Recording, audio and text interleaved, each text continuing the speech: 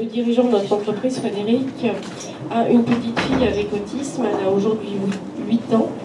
Et quand elle a eu 2 ans, il a cherché à lui mettre une application sur sa tablette tactile pour l'amener vers la communication et l'acquisition du langage. Et il s'est aperçu qu'en France, il existait des choses, mais quasi rien de personnalisable. Aux États-Unis, par contre, il avait trouvé des choses intéressantes, mais d'un point de vue financier, c'était totalement prohibitif. Donc, de ce fait, il s'est dit, je ne vais pas être plus idiot qu'un autre, je vais refaire une formation en développement informatique. Il faut savoir que Frédéric est neuropsychologue de formation. Et il a créé l'application Communicotool pour sa fille. Donc Communicotool, c'est une application, s'il vous plaît, comme ça, voilà, qui se compose. Alors malheureusement, notre écran est déficient, ça ne veut pas se connecter ensemble, donc on cherche désespérément. Donc on va devoir vous montrer comme ça. Est une application qui se compose de plusieurs modules. Aujourd'hui, on a 5 modules disponibles. Alors disponible à la fois sur tablette iPad et à la fois sur tablette Android. Je précise que ça n'existe pas sur tablette Windows et que nous ne le ferons jamais sur tablette Windows. Donc, comme ça, comme beaucoup de gens qui développent des applications d'ailleurs dans le domaine. Donc le premier module, c'est le module communication. Donc dans ce module, vous allez retrouver des pictogrammes par catégorie. Les catégories se trouvent en haut. On peut les déplacer comme ça, les catégories. Donc vous avez par exemple là, une catégorie cuisine, une catégorie corps, etc. Bien sûr, vous pouvez totalement paramétrer ou créer vos propres pictogrammes, créer vos propres catégories.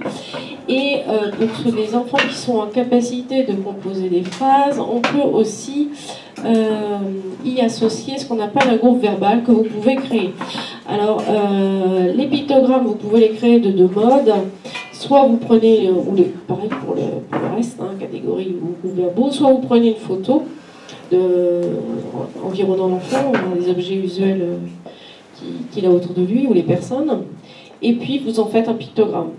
Si vous utilisez le PEX, le Macathon ou autre pictogramme normé, vous pouvez aussi les mettre dans la tablette. Et pour les groupes verbaux, voilà, j'en reviens là, vous pouvez coupler 2 choses. Je veux le yaourt.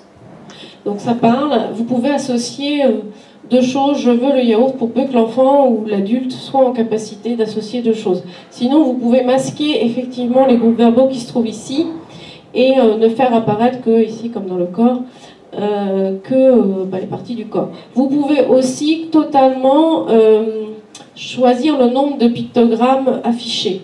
Donc au maxi, on peut en avoir 18 par page, alors sachant qu'il n'y en a pas un, mais vous pouvez très bien le réduire à un nombre de 2 ou de 1 si nécessaire. Le second module, lui, s'appelle Ressenti. Et il permet d'exprimer soit un besoin ou soit une émotion. Donc typiquement, l'émotion, ça peut être ça. Je suis en colère. Il dit je suis en colère. Et le besoin, classiquement, ça peut être ça. J'ai besoin d'aller aux toilettes. Donc voilà. Pareillement, vous pouvez en créer autant que vous voulez. Vous pouvez aussi renvoyer à l'enfant sa propre image dans l'émotion dans laquelle il se trouve.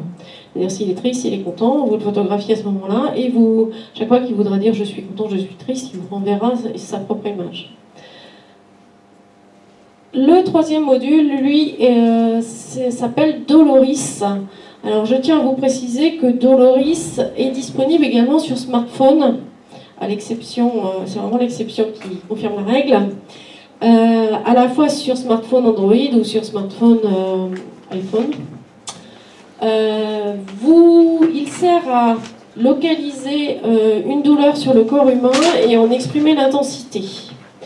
Vous pouvez bien sûr paramétrer le petit personnage qui est là, selon qu'il s'agit d'un adulte ou d'un enfant, et en fonction du sexe, soit féminin, soit masculin. Ici, on va venir pointer on fait comme on veut. On va venir pointer là où on a mal. On peut éventuellement zoomer, hein, pour être très précis sur ces pouces là. Je peux aussi faire de... Alors si je reviens, je dézoome, je peux aussi montrer de dos le personnage, hein, il suffit juste de faire ça. Donc là je reprends mon pouce. Et je vais faire varier le curseur. Ici, il y a un signal qui va se faire de plus en plus strident pour indiquer le niveau de douleur. Vous pouvez aussi, tout est paramétrable, hein, donc vous pouvez aussi enlever, si c'est perturbant, le 1, 2, 3, 4, 5, 6, 7, 8, 9, 10. Et alors, je parle un peu avant parce que quand j'aurai activé la chose, ça fait pas mal de bruit et ça peut être... Vous me prévenez, donc... Voilà. Pour les gens qui sont proches, parce que les gens qui sont loin ne vont pas entendre. Et parallèlement à ça, pour les enfants pour lesquels ça ne signifierait rien, effectivement, le niveau sonore, vous allez voir, le smiley change de tête et vous pouvez le grossir parce qu'il y a des enfants qui ont une mauvaise représentation de leur schéma corporel et effectivement, le smiley va peut-être être plus parlant que le corps. Donc voilà, j'y vais. Donc si je le laisse à 10, ça peut être chiant. Voilà. Et donc là, vous voyez le petit bonhomme, là, il va pas très très bien. Et si je baisse, il change de couleur et il retrouve une tête tout à fait normale quand on est à un niveau normal. Donc voilà. Et cette application, je vous l'ai dit, je sais pas si je vous l'ai dit, elle est gratuite. Hein, donc téléchargez-la. Elle se trouve effectivement dans Communico Tool 2, mais elle est aussi à part, toute seule, gratuitement téléchargeable. Le quatrième module, pardon, lui est un timer qui sert... Alors vous pouvez créer tous les timers que vous voulez. Là j'en ai créé deux, j'en ai créé un pour le brossage de dents et puis le second pour l'attente d'un taxi. Pareillement, là j'ai pris un petit dessin, mais je pourrais très bien prendre l'enfant avec sa brosse à dents à la main pour montrer que c'est le moment de brosser les dents. Je peux totalement personnaliser mon image, mon horloge en termes de couleurs. Je peux faire jouer le timer dans le sens des aiguilles d'une montre et à rebours, hein, c'est moi qui choisis. Et je peux aussi définir si mon horloge dure 1 heure ou si elle dure 1 minute ou 30 secondes. Voilà, tout est paramétrable. Donc là, si je la fais jouer, vous voyez, là ça va courir, je crois, pendant 2 minutes dans le sens des aiguilles d'une montre, mais j'aurais pu très très bien la faire jouer dans l'autre sens. Voilà. Et puis ici, j'ai créé une attente de taxi pour 15 minutes. Là, je l'ai fait jouer en compte à rebours. Je peux très bien prendre la photo de la personne qui vient chercher mon enfant tous les jours, si c'est toujours cette même personne, de façon à ce que l'enfant ait un repère. Voilà. Un tel sera là pour venir te chercher dans 15 minutes. Voilà, ça permet de lever les angoisses et voilà. Hop. Et le dernier timer, alors, je me suis aperçue tout à l'heure que j'avais rien, il faut que je le fasse, c'est le séquençage. Le séquençage, alors si je reprends l'exemple de mon brossage de dents, c'est en fait l'exécution d'une tâche pas à pas. Donc pour le brossage de dents, je vais faire court, hein. Soit, premièrement, je vais mettre du dentifrice sur ma brosse à dents, secondo, je vais me brosser les dents. Alors là, je peux aller rechercher le timer que j'avais créé pour le brossage de dents et l'inclure dans ma séquence. Et dernièrement, à la fin, je me rince la bouche. Donc on peut créer tous les séquençages qu'on veut. C'est le principe du pas à pas, comme pour une recette de cuisine en fait. Et puis le dernier module, lui, est un module bande phrase qui permet je vais mettre, je sais pas quoi. Je voudrais un crayon. Voilà. Je veux les crayons de couleur et la peinture. Alors là, j'ai mis le débit un peu lent.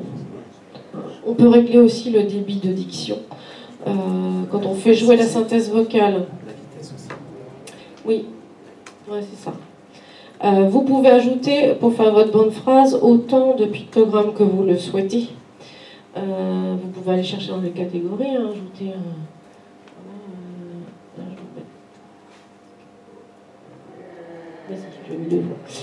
voilà, et puis faire jouer... Je veux les crayons de couleur et la peinture, les cils, les cheveux. Il n'y a pas de cohérence, mais c'est pas grave. C'est pour vous montrer. Et si je dois retirer les crayons de couleur, voilà, j'enlève et puis je fais jouer comme ça. Les cils, les cheveux. Voilà, bon, bref. On peut faire ce qu'on veut, en fait. On peut faire ce qu'on veut.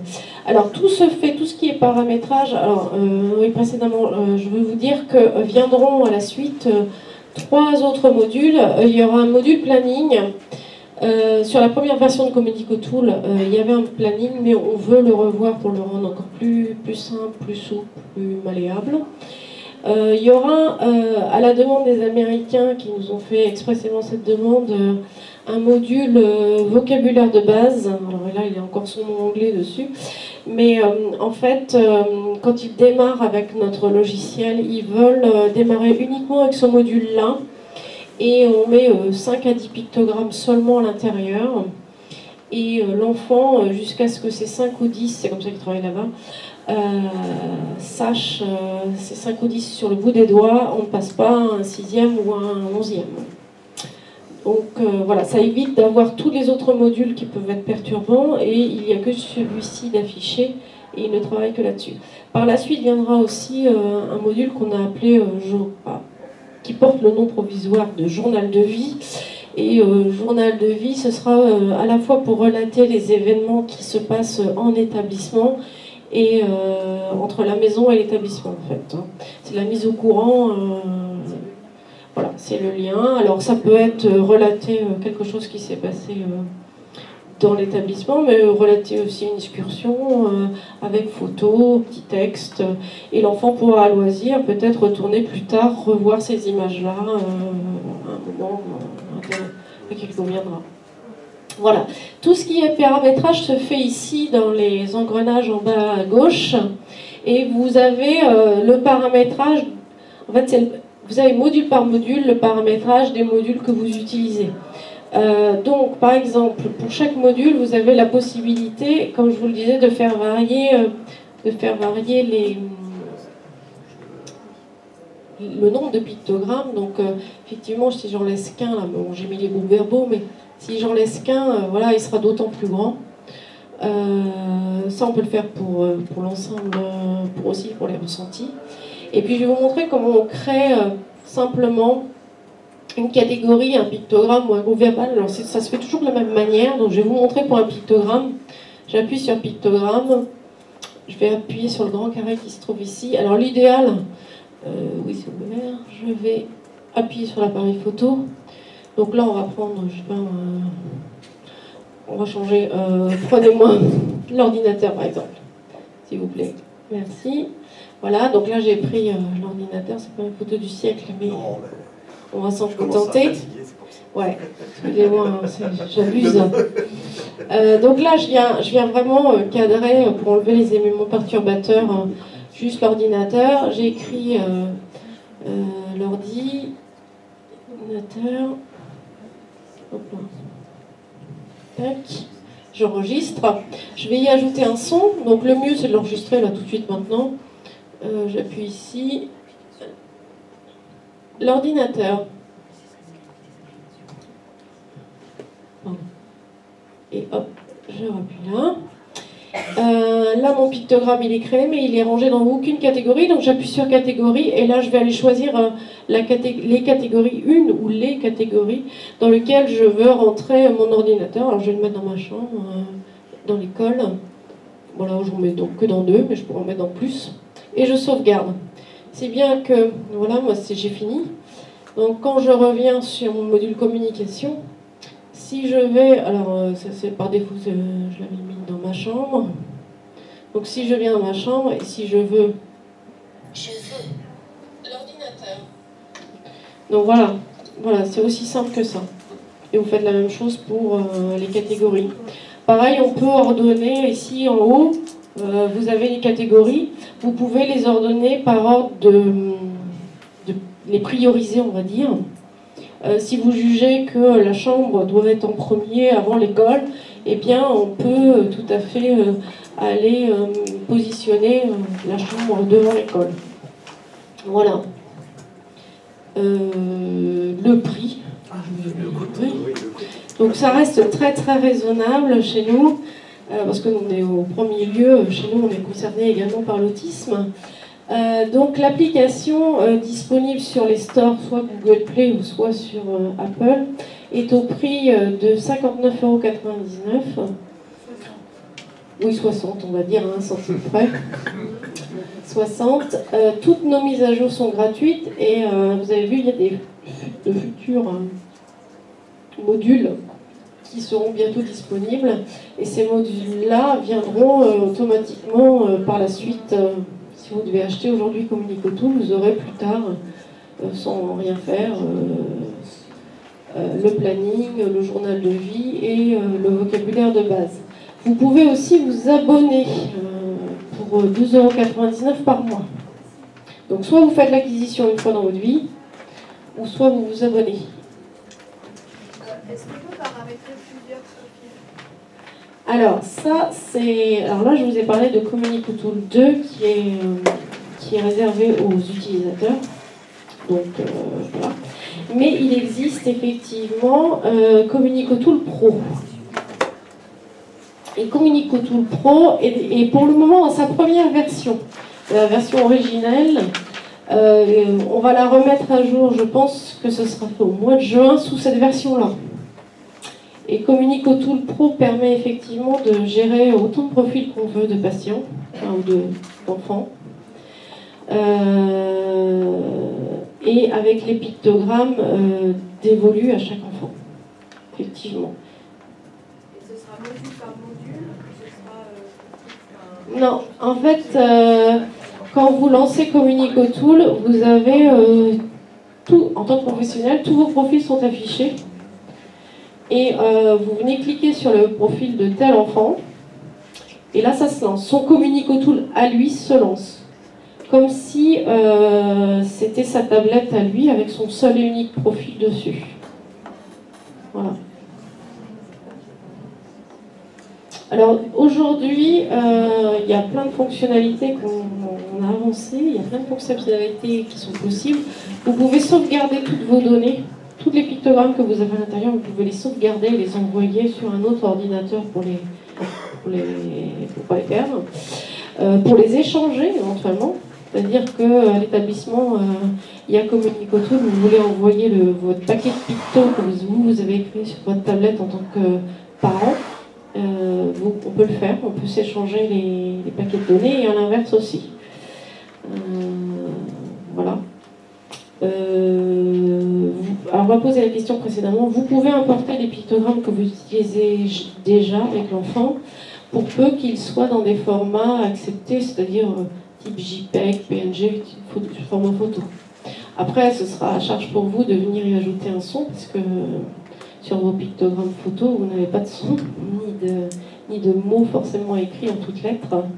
Si vous voulez faire jouer la synthèse vocale, il faudra que le mot soit inscrit en toutes lettres. Bien sûr, on peut toujours enregistrer sa propre voix aussi sur ces pictos. Si l'enfant préfère une voix familière, on peut le faire. Voilà. Je ne sais plus ce que je voulais vous dire d'autre. Est-ce qu'il y a d'autres questions éventuellement? J'ai pas entendu. Ah, aujourd'hui le prix du Communicotool Pro c'est à 70 €, je vous passe le centime. Et dans sa nouvelle version il passera à 100 €. Voilà. Pareil, si vous faites l'acquisition aujourd'hui de Communicotool Pro, comme les mises à jour sont gratuites, vous basculerez automatiquement sur Communicotool Pro 2. Alors, bon, voilà, vous gagnerez 30 €. Après une petite économie de 30 €. Y a-t-il d'autres... disponible aussi sur Android, Communicotool Pro? Alors, pour l'instant, non. Il faut attendre le mois de juin. Du mois de juin, ouais. Ouais. On aura sur les deux stores. Parce qu'au départ, on avait tout uniquement sur Apple. Et puis, il y a quelqu'un qui est venu nous rejoindre pour tout développer sur Android. Et on souhaite mettre tout sur les deux plateformes. Mais je le rappelle bien, sur les tablettes Windows, c'est totalement exclu chez nous. Totalement exclu. Parce qu'on n'y croit pas. Aussi simple que ça, on n'y croit pas au développement des tablettes Windows. Non, franchement, c'est puis bon, ça nous fait engager encore un troisième développeur spécifique parce que c'est à chaque fois c'est vous changez de langage informatique. Et franchement, on est et je pense que interroger mes confrères qui sont ici et qui développent aussi des applications. Je pense que beaucoup, je dirais presque que les trois quarts vous diront c'est un truc qu'on n'envisage pas non plus.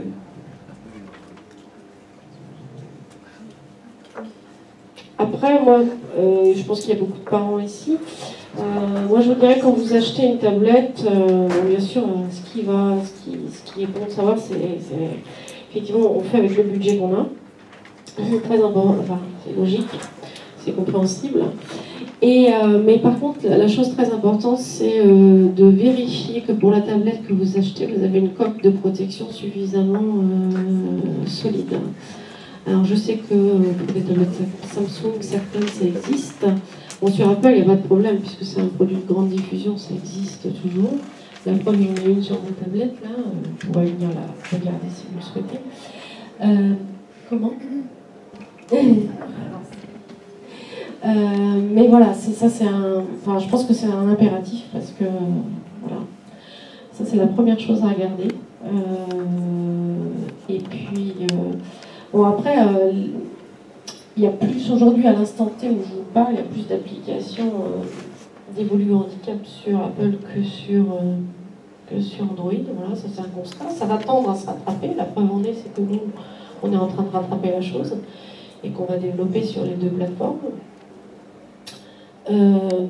Et puis par contre, dans le temps, c'est vrai que vous utiliserez plus longtemps votre tablette Apple que votre tablette Android.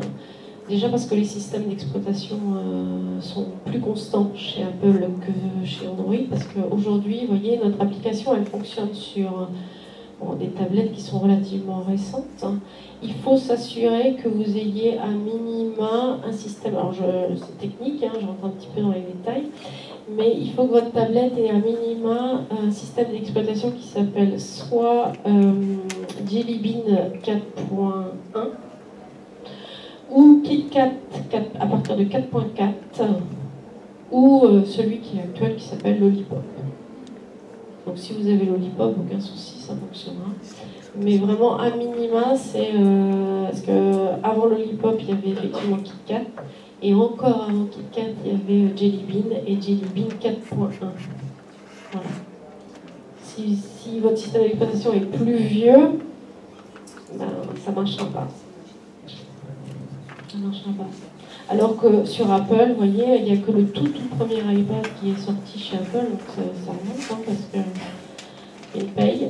Depuis, il est sorti l'iPad 2, l'iPad 3, l'iPad 4, l'iPad Air, l'iPad Air 2, puis l'iPad Pro. Il n'y a que sur le tout premier que nos applications ne fonctionnent plus. Et par contre, si votre tablette, vous avez un iPad 2 qui date d'il y a relativement longtemps maintenant, comme l'application fonctionne en local et ne nécessite pas de Wi-Fi, votre application elle fonctionnera tout le temps que l'appareil durera, vivra, votre application elle fonctionnera. Des questions?